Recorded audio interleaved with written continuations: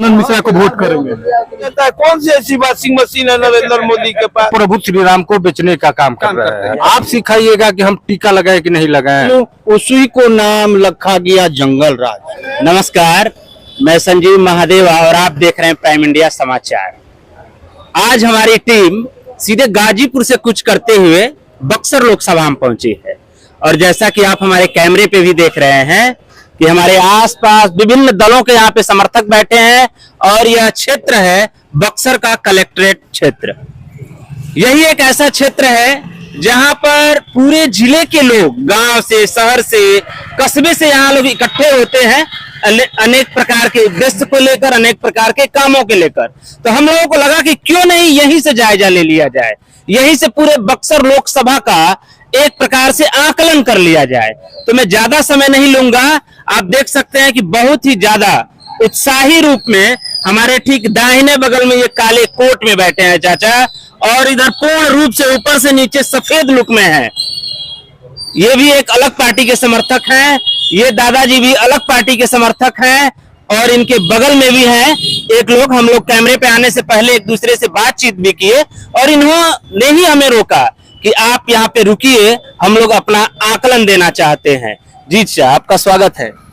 हाँ, मेरा नाम परमेश्वर प्रसाद सिंह होगा और यहाँ हम लायर हैं और हम पहले पूर्व में पार्टी थे बीजेपी के, लेकिन इस समय राजद को हम वोट करने जा रहे हैं। अच्छा, बीजेपी को क्यों छोड़ दिए? बीजेपी को छोड़ दिए इसलिए कि बीजेपी जो है कैंडिडेट जो है यहाँ के नहीं है, क्षेत्रीय नहीं है, वो बाहर के हैं, हम बाहरी क्षेत्र के हैं। लेकिन आप तो टीका लगाए, बोला तो टीका लगाने वाले लोग बीजेपी के होते हैं। टीका लगाने से नहीं ना, टीका हम लोगों का पूजा पाठ करने से टीका लगाने ना बोला जाता है कि वो जो गमछा भगवा वाला ले लिया वो बीजेपी का हो गया। गलत बात, वो गलत बात, बिल्कुल गलत, बिल्कुल गलत। टीका लगा लिए हैं, ऐसा कौन सा आदमी है, ऐसा कौन सा मनुष्य है जो जिसको भगवान से प्रेम नहीं है? सबको है। जो राम को नहीं मानता है, कौन नहीं मानता है? ये भी बोला जाता है कि जो राम को मानता है वो बीजेपी को मानता है। जो राम से विमुख होता है वो इस धरती पर रहने का लायक रहबे नहीं करता है। तब तो इसको बीजेपी मानना पड़ेगा। नहीं नहीं, बीजेपी हमारा वो एजेंडा नहीं है। बीजेपी कोई मनुष्य का नाम नहीं है, बीजेपी कोई सोच का नाम है। अच्छा, सोच का नाम है। तो कहा जाता है कि अनेक पार्टियां आई और राम मंदिर का उत्थान नहीं कर पाए। भारतीय जनता पार्टी ने ही राम मंदिर का उत्थान किया। सब बिल्कुल। अच्छा, ये बताइए, मंदिर से भिखारी पैदा होगा या कोई अधिकारी पैदा होगा? आप बताइए। तो कुछ भी हो सकता है। कैसे हो सकता है? हो सके कोई पढ़ने वाला इच्छुक विद्यार्थी, उसकी कामना नहीं पूरी होती, वो मंदिर में जाए और कामना करके वहाँ पे अधिकारी बन नहीं जाएगा। पढ़ने वाला सबसे पहले विद्यालय जाएगा। अच्छा, विद्यालय मान लीजिए पढ़ते पढ़ते मेहनत करते करते उसकी कामना पूरी नहीं होती है। भगवान को बैठे बैठे स्मरण किया जाता है, बैठे बैठे। किसी को जाने की आवश्यकता नहीं, कुछ नहीं। बिल्कुल भारतीय जनता पार्टी ने मंदिर बनाया गलत है। मंदिर जाने वाला वो दिखावा हो गया। अच्छा, और जो जपने वाला है बैठकर कहीं भी अपने हृदय में राम राम करता है। अच्छा ठीक है, हम सीधे आते हैं प्रत्याशियों पर। बक्सर में जैसा कि प्रत्याशी आपको भी पता है कि काफी चर्चा में है, एक सनसनी फैली हुई है कि एक आईपीएस अधिकारी आसाम से वीआरएस लेता है और सीधे बक्सर में आकर निर्दलीय चुनाव लड़ रहा है। उसके बारे में आप क्या कहेंगे? ये जो है आनंद मिश्रा आईपीएस अफसर हैं और यहाँ चुनाव लड़ रहे हैं, लेकिन उनके ऊपर ब्राह्मण वोट जा रहा है। अच्छा, और जो जातिगत चुनाव, जातिगत अभी फिलहाल उनको वोट मिल रहा है जातिगत। अच्छा, यहाँ चर्चा में अभी फिलहाल राजद के सुधाकर सिंह को यहाँ पर लोग लाइक कर रहे हैं। ये सुधाकर सिंह वही है क्या? वो जगदानंद सिंह के? जगदानंद सिंह के बेटे हैं। जगदानंद सिंह की भी तो छवि कुछ अच्छी नहीं रही है बक्सर में। क्यों? वही काम उनको लेकर? नहीं, बिल्कुल। जो जिस समय वो थे बहुत बढ़िया काम हुआ, ऐसा कुछ बात। कहा जाता है कोई लालू की पार्टी से। लालू की पार्टी का मतलब क्या हुआ? लालू की पार्टी को जोड़ा जाता है भ्रष्टाचार। लालू की पार्टी का मतलब गरीबों की पार्टी। अच्छा, हाँ, लालू का पार्टी का मतलब यही हुआ, गरीबों की पार्टी। तो लालू के तो विपक्षी आरोप लगाते हैं कि लालू की पार्टी मतलब जंगल राज। आरोप तो यही ना हुआ, यही तो सबसे मेन बात है। गरीबों को आवाज दे दिए लालू, गरीबों को उत्थान कर दिए लालू, उसी को नाम रखा गया जंगल राज। अच्छा, मतलब गरीबों का उत्थान मतलब जंगल राज। जंगल राज। अच्छा, जो गरीब आपको देखकर भागता था, वो गरीब आप आज से सट कर आपसे बात करता है, उसी का नाम ये लो जंगल राज रख दिया। अच्छा, ये विपक्षियों की चाल समझे जाए। चाल समझा जाए। अच्छा, हम यहाँ पे आते हैं, देखिए ये भी भैया टीका लगाए हैं, एकदम त्रिपुंड में है। इनसे भी हम लोग जानना चाहें आपका माहौल क्या है? ये तो हम डेली लगाते हैं। अच्छा। और मेरा सुबह रोजाना का काम है कि पहले 1 घंटा पूजा होगा और उसके बाद ही कोई काम होगा। आपका विचार क्या कह रहा है लोग? तो देखिए, सबसे पहले तो जब धर्म पे आप ला करके इसको खड़ा कर दिए मुद्दे को, हाँ। तो हम कहेंगे कि धर्म और राजनीति दोनों दो बातें हैं। हाँ। अगर आप राजनीति को धर्म में लाते हैं, हाँ। तो आप सबसे कमजोर और धूर्त आदमी है। तो भारतीय जनता पार्टी तो यही की है। धूर्तों की पार्टी है, धूर्तों की पार्टी है। आप सिखाइएगा कि हम टीका लगाए कि नहीं लगाए, आप सिखाइएगा कि हम राम को माने कि नहीं माने। आप कौन है भाई? ईगो से प्रभु श्री राम को हम लोग पूछते आए हैं।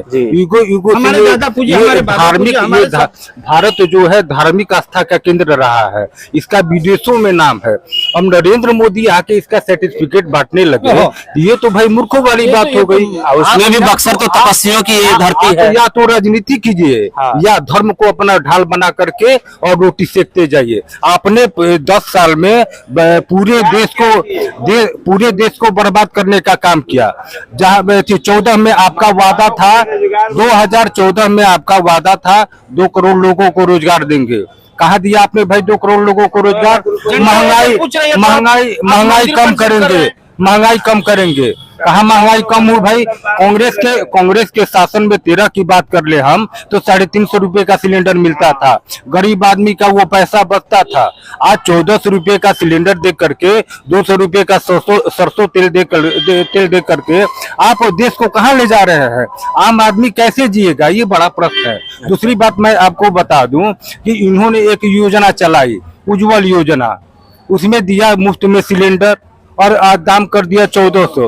आज वो क्या स्थिति है कि गरीब जो है लाचार है, उसको हम रिफिल कैसे कराएं? उसको जो है शोभा की वस्तु बन करके रह गई है। तो 10 सालों का पूरी तरह नरेंद्र मोदी का ये एक विकास है कि जनहित के मुद्दे पूरी तरह से गायब है और वो प्रभु श्री राम को बेचने का काम कर रहे हैं। यानी कि 400 पार। हाँ, क्या कहें? 400 पार ये देश के लिए बर्बादी के लिए एक और ये विकल्प हो जाएगा राष्ट्रीय पटल से। और 400 पार ये कभी नहीं आएगा। देश के जवानों को वोट करना है, देश का बेरोजगार वोट करेगा, देश के किसान वोट करेंगे, तो आप कैसे 400 पार की? किसानों के लिए बोला था किसान सम्मान निधि योजना। तो कैसी किसान सम्मान निधि योजना? आज आप जाके देखें कि किसानों के 80% खेत जो है नीलाम हो गए। क्यों नीलाम हो गए भाई? महंगाई के चलते। जो डाई 1000 का मिलता था, आप 3000 का दे रहे हैं, वो भी मिलता नहीं है। आप मालगुजारी की बात कर ले, देखिए लगान कितना बढ़ा हुआ है। तो आप तो सीधे है कि किसानों का जितना खेत है हम उसको नीलाम करा करके पूंजीपतियों के हवाले कर दे कि किसान जो है बुरी तरह बर्बाद हो जाए। राष्ट्रीय पटल से अब थोड़ा सा नीचे आते हैं और बक्सर के पटल पर आते हैं। यहाँ पर आनंद मिश्रा निर्दलीय, भारतीय जनता पार्टी से मिथिलेश तिवारी जो पूर्व विधायक भी रह चुके हैं गोपालगंज के क्षेत्र से, और जगदानंद सिंह के लड़के हैं सुधाकर सिंह। किसको चुनना पसंद करेंगे? देखिए, सबसे पहले तो हम आपको क्लियर कर दें कि यहाँ जो लड़ाई है अभी वर्तमान में सुधाकर सिंह और आनंद मिश्रा के बीच में है। और एक बक्सर की जनता ने, सम्मानित जनता ने एक फैसला लिया है कि हम इस बार जो है जात पात से ऊपर उठकर 10 सालों का जो बक्सर के साथ धोखा हुआ है, जिस पार्टी ने धोखा किया, केंद्रीय मंत्री रहे अश्विनी चौबे भाजपा से, 10 सालों में उन्होंने पूरी तरह से बक्सर को बर्बाद करने का काम किया। न अस्पताल में स्वास्थ्य की जो सेवा है वो अच्छी है, न बेरोजगारों के लिए कोई समाधान हो पाया। धार्मिक आस्था का केंद्र है, आप किसी घाट पे चले जाइए, सबसे खराब व्यवस्था है। जितने भी यहाँ के मंदिर हैं, घाट है, वो पूरी तरह से गंदगी का अंबार लगा हुआ है। और बक्सर शहर की पूरी स्थिति, जो उन्होंने स्मार्ट सिटी का वादा किया था, वो पूरी तरह से फ्लॉप रहा। तो हम इस बार जो बक्सर की जनता है, आनंद मिश्रा के नाम पे एक विकास के लिए एक अच्छे उम्मीदवार को चुनने जा रही है, इसमें कहीं से दो राय नहीं। अभी हम प्रत्याशी को जानना चाहते हैं, प्रत्याशी को लेकर क्या ख्याल है? प्रत्याशियों का, सब प्रत्याशी अपने अपने जगह पर अच्छे हैं। कि मैं किसी प्रत्याशी का बुराई नहीं करता हूँ। नहीं, बुराई नहीं करना। आप भी एक मतदाता है, किसे वोट करें? हम अपना वोट लालटेन को करेंगे। हम तो खुले, हम पहले भी बार में आपको बोल चुके हैं कि हम अपना मतदान लालटेन को करूंगा। ऐसा क्यों है? इसलिए कि जैसे ये लोग भाई जी बोल रहे हैं कि भाजपा की एक सोच है, तो उसी तरह मैं कांग्रेसी हूँ और कांग्रेस एक सोच नहीं, एक विचार है, एक सिद्धांत है। मतलब कि मैं- आप और हमारी पार्टी का अलायंस है आरजेडी के साथ, हम आरजेडी के साथ है। ये बात है, कांग्रेस पे तो कई सारे आरोप भी लगते हैं। लगने दीजिए, किस पर आरोप नहीं है। जो इनके यहाँ चला जाता है दूध का धोया हो जाता है। कौन सी ऐसी वॉशिंग मशीन है नरेंद्र मोदी के पास जो कि भ्रष्टाचारियों को उनके पास दल में जाने पर एकदम नीट एंड क्लीन कर देती है, और वही विपक्ष में जो रहते हैं उनके पास ईडी जाती है, सीबीआई जाती है। अच्छा, इसीलिए कुछ लोग कहते हैं क्या कि मैं रात में मेरे घर में कोई सीटी बोलता है, बीड़ी बोलता है तो हमको ईडी सुनाई देता है। एकदम यही कारण यही कारण है। अच्छा, ठीक ठीक। आइए हम थोड़ा सा खड़े होते हैं और ये यहाँ पर थोड़ा सा युवा मतदाता भी हैं, इनसे भी हम जानने का प्रयास करते हैं। और युवा है, अपाची भी है, रेसर बाइक है, इनकी सोच भी काफी दौड़ती होगी। बक्सर में आपके अनुसार किसका माहौल है? मैं आनंद मिश्रा को वोट दूंगा। क्यों? आनंद मिश्रा कोई ठीक नहीं है। भाजपा कांग्रेस सब पीढ़ी दर पीढ़ी संपदा अर्जित करने का एक सुगम साधन बना दिए है राजनीतिक क्षेत्र। हम लोग आईपीएस आनंद मिश्रा को वोट करेंगे। अच्छा, और क्यों? ये तो बोल रहा है कि सुधाकर सिंह कोई भी पार्टी अब पीढ़ी दर पीढ़ी, अब क्या बोले, पीढ़ी दर पीढ़ी संपदा अर्जित करने का एक सुगम साधन बना लिया है राजनीतिक क्षेत्र।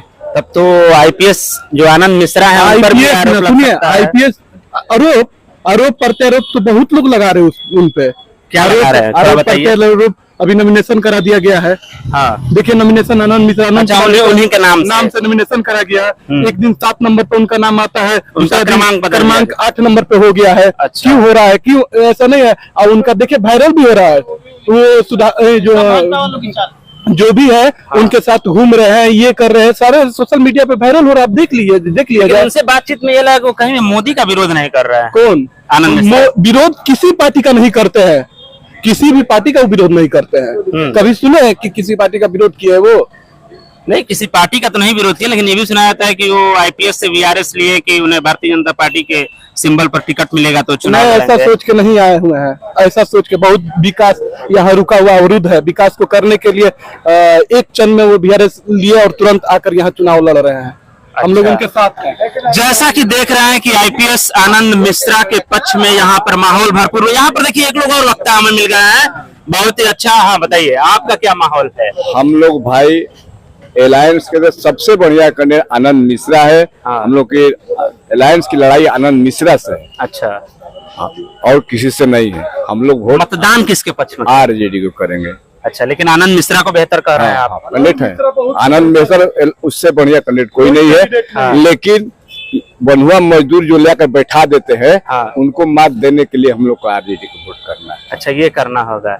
बक्सर में आपके अनुसार क्या माहौल है? अच्छा, बक्सर में अभी कुछ चुनाव का माहौल नहीं समझ में आ रहा है। समझ में नहीं आ रहा है। आप अनुभवी हैं, अनुभवी समझ तो रहे होंगे। अनुभवी हैं। जिस तरह से लोग मिलते हैं अपना अपना पार्टी का जी जी। प्रशंसा करते हैं, लेकिन अभी मतदाता में उतना एक्टिवनेस नहीं दिखाई दे रहा है। अच्छा, आपका व्यक्तिगत मत क्या है? व्यक्तिगत मत ठीक है, मत देंगे हम लोग।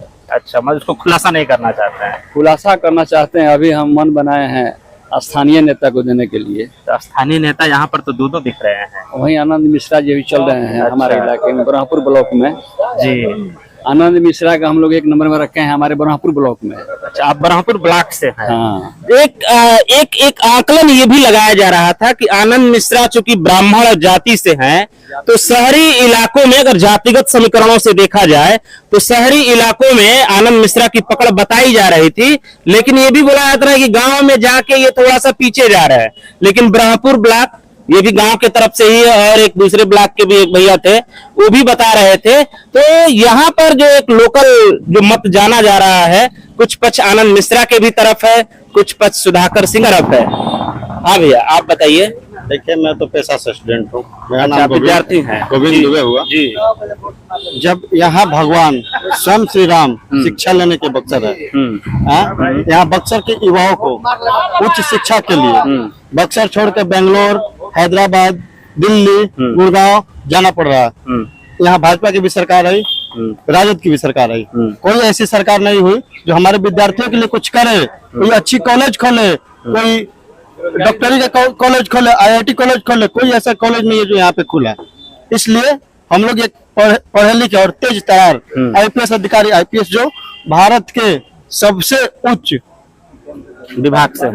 विभाग नहीं, उसको सबसे उच्च परीक्षा बोलते हैं। अच्छा हाँ, सिविल सर्विसेज सबसे उच्च परीक्षा को पास करके आए हैं। हाँ। ठीक, उनको वेल डिसिप्लिन में वो रहते हैं, वेल डिसिप्लिन उनको सिखाया गया है, वैसे प्रत्याशी को हम अपना मत देंगे। क्या नाम है उनका? उनका नाम आनंद मिश्रा है। अच्छा, आप आनंद मिश्रा जी को हाँ। वोट करेंगे। हाँ। ठीक, जैसा कि मैं अभी कह भी रहा था कि माहौल काफी गर्मजोशी के साथ है। कुछ पक्ष आनंद मिश्रा के तरफ है तो कुछ पक्ष सुधाकर सिंह के तरफ है, लेकिन भारत की लगभग सबसे बड़ी राजनीतिक पार्टी भारतीय जनता पार्टी की तरफ से एनडीए गठबंधन पर यहाँ उम्मीदवार बने हैं मिथिलेश तिवारी, उनके लिए यहाँ पर कोई बात करने को तैयार ही नहीं है। इसके बारे में भी जानेंगे हम, बक्सर के और कोने कोने में जाएंगे, उनके बारे में भी जानना चाहेंगे कि ऐसा क्यों है। कोई भी मतदाता उनके बारे में एक विचार व्यक्त भी नहीं करना चाहता है। इसी प्रकार से आप हमारे साथ बने रहिए। नाम तो सुना ही होगा, प्राइम इंडिया समाचार, और मैं संजीव।